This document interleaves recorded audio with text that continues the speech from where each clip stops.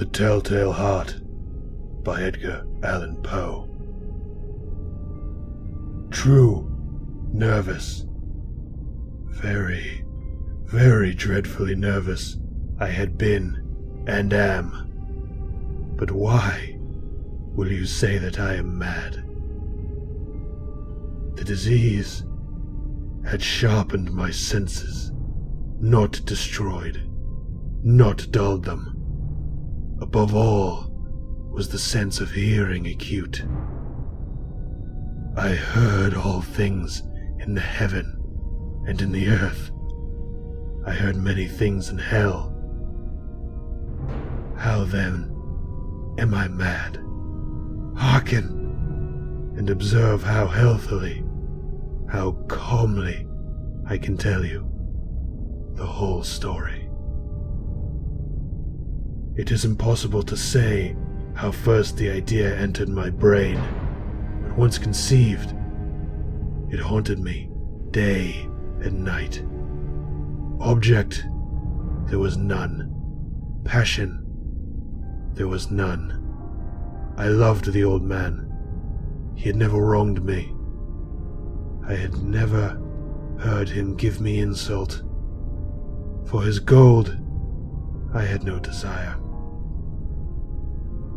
I think it was his eye. Yes, it was this. He had the eye of a vulture, a pale blue eye with a film over it. Whenever it fell upon me, my blood ran cold, and so, by degrees, very gradually, I made up my mind to take the life of the old man, and thus rid myself of the eye forever. Now this is the point. You fancy me mad. Madmen know nothing, but you should have seen me, oh, you should have seen how wisely I proceeded, with what caution, with what foresight, with what dissimulation I went to work. I was never kinder to the old man than during the week before I killed him, and every night about midnight I turned the latch of his door and opened it, oh, so gently.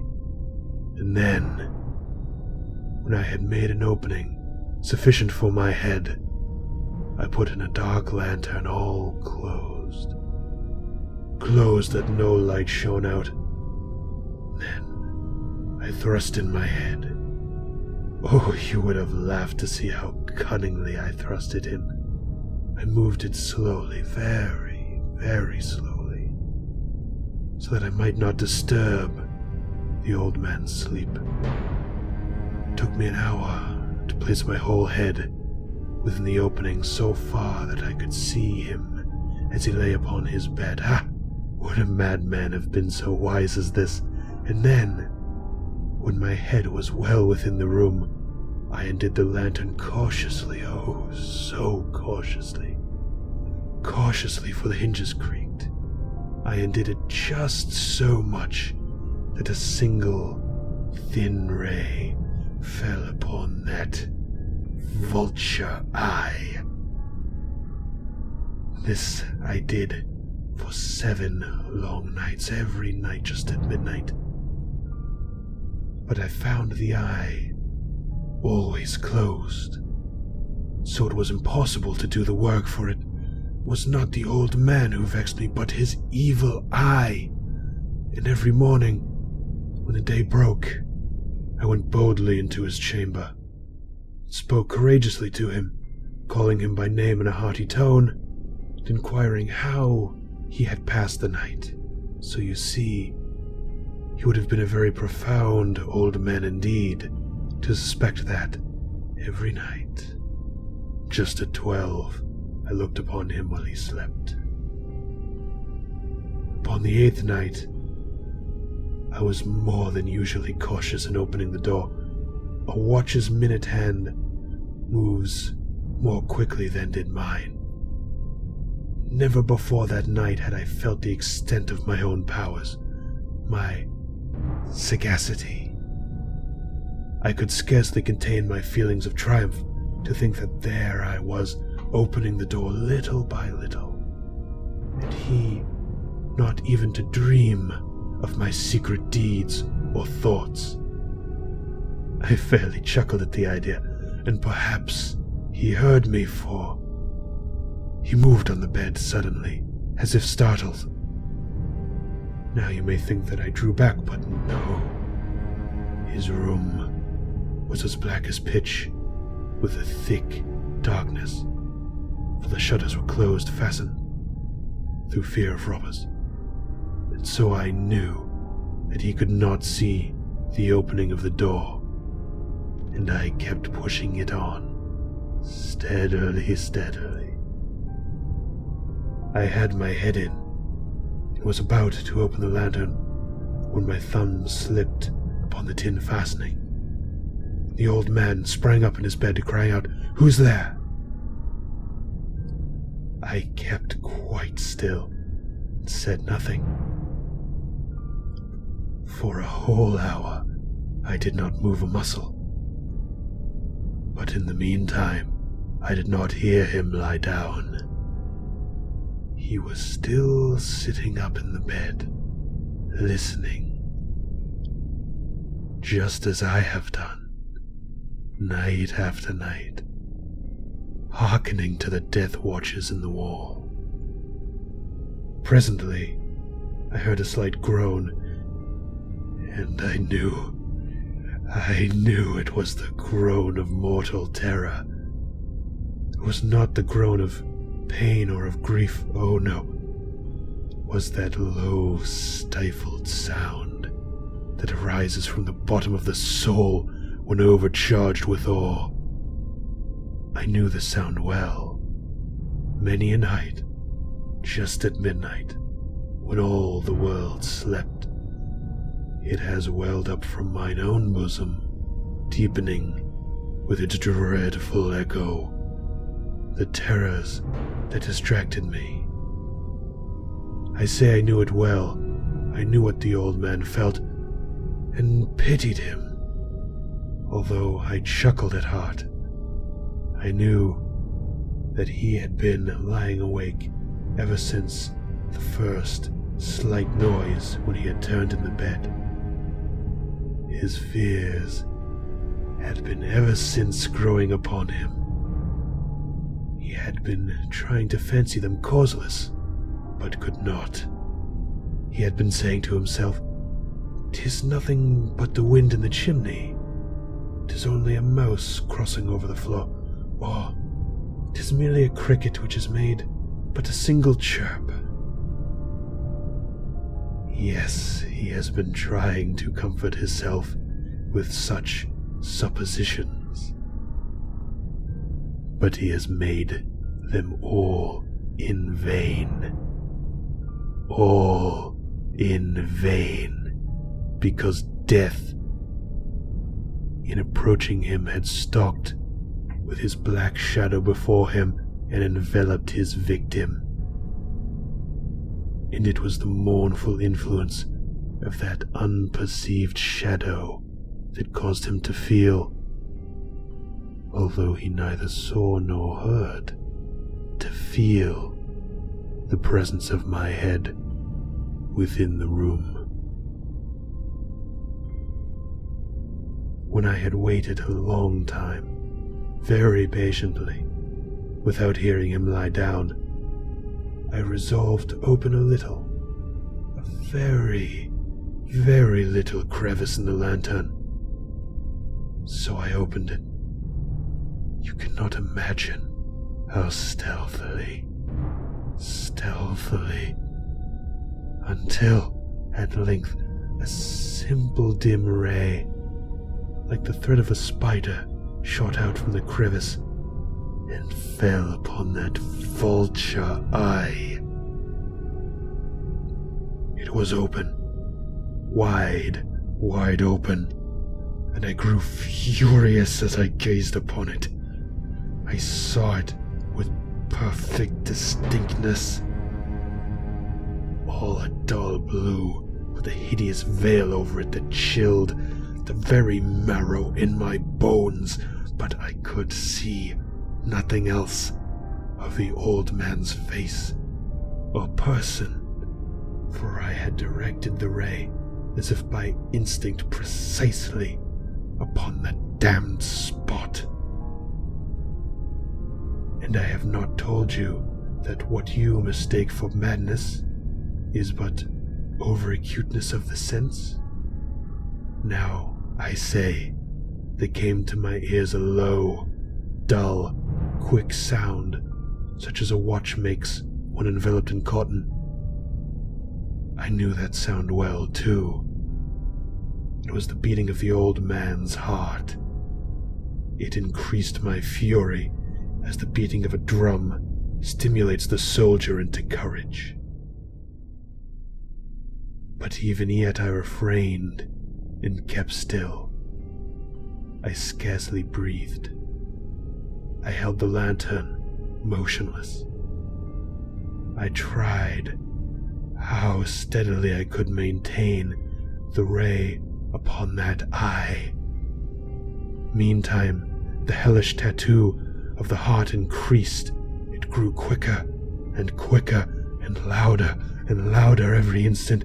The old man's terror must have been extreme. It grew louder, I say, louder every moment. Do you mark me well, that I have told you how nervous I am? So I am. And now, at the dead hour of the night, amid the dreadful silence of that house, so strange a noise as this excited me to uncontrollable terror. Yet, for some minutes longer, I refrained and stood still. But the beating grew louder. I thought the heart must burst. And now a new anxiety seized me. The sound would be heard by a neighbor. The old man's hour had come. With a loud yell, I threw open the lantern and leapt into the room. He shrieked once only. In an instant, I dragged him to the floor and pulled the heavy bed over him. I then smiled, gaily, to find the deed so far done. But for many minutes, the heart beat on with a muffled sound. This, however, did not vex me. It would not be heard through the wall. At length, it ceased. The old man was dead. I removed the bed and examined his corpse. Yes, he was stone dead. I placed my hand upon the heart and held it there many minutes. There was no pulsation. He was stone dead. His eye would trouble me no more. If you still think me mad, you will think so no longer when I describe the wise precautions I took for the concealment of the body. The night waned, and I worked hastily, but in silence. First of all, I dismembered the corpse. I cut off the head and the arms and the legs. I then took up 3 planks from the flooring of his chamber and deposited all between the scantlings. I then replaced the boards so cleverly, so cunningly, that no human eye, not even his, could have detected anything wrong. There was nothing to wash out, no stain of any kind, no blood spot whatever. I had been too wary for that. A tub had caught all. When I had made an end of these labors, it was perhaps 4 o'clock, still dark as midnight. As the bell sounded the hour, there came a knocking at the street door. I went down to open it with a light heart, for what had I now to fear? There entered 3 men who introduced themselves with perfect suavity. as officers of the police. A shriek had been heard by a neighbor during the night. Suspicion of foul play had been aroused. Information had been lodged at the police office, and they, the officers, had been deputed to search the premises. I smiled, for what had I to fear? I bade the gentleman welcome. The shriek, I said, was mine own in a dream. The old man I mentioned was absent in the country. I took my visitors all over the house. I bade them search well. I led them at length to his chamber. I showed them his treasures, secure, undisturbed. In the enthusiasm of my confidence, I brought chairs into the room and desired them to rest from their fatigues while I, myself, in the wild audacity of my perfect triumph, placed my own seat upon the very spot beneath which reposed the corpse of my victim. The officers were satisfied. My manner had convinced them. I was singularly at ease. They sat, and while I answered cheerily, they chatted of familiar things, but ere long, I felt myself getting pale and wished them gone. My head ached, and I fancied a ringing in my ears, but still they sat, and still they chatted. The ringing became more distinct. It continued and became more distinct. I talked more freely to get rid of the feeling, but it continued and gained definiteness until at length I found that the noise was not within my ears. No doubt I now grew very pale, but I talked more fluently and with a heightened voice. Yet the sound increased. What could I do? It was low, dull, quick sound, much such a sound as a watch makes when enveloped in cotton. I gasped for breath, and yet the officers heard it not. I talked more quickly, more vehemently, but the noise steadily increased. I arose and argued about trifles in a high key and with violent gesticulations, but the noise steadily increased. Why would they not be gone? I paced the floor to and fro with heavy strides, and if excited to fury by the observations of these men, but the noise steadily increased. Oh God, what could I do? I foamed, I raved, I swore. I swung the chair upon which I had been sitting and grated it upon the boards, but the noise arose over all and continually increased.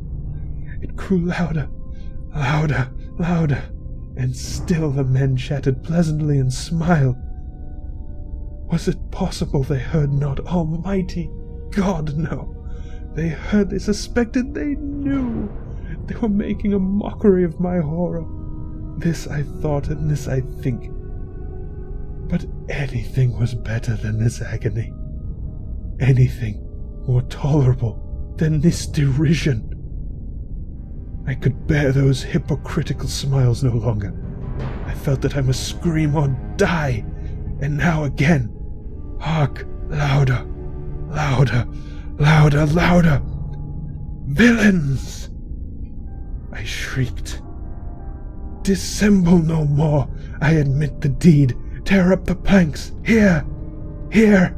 It is the beating of his hideous heart.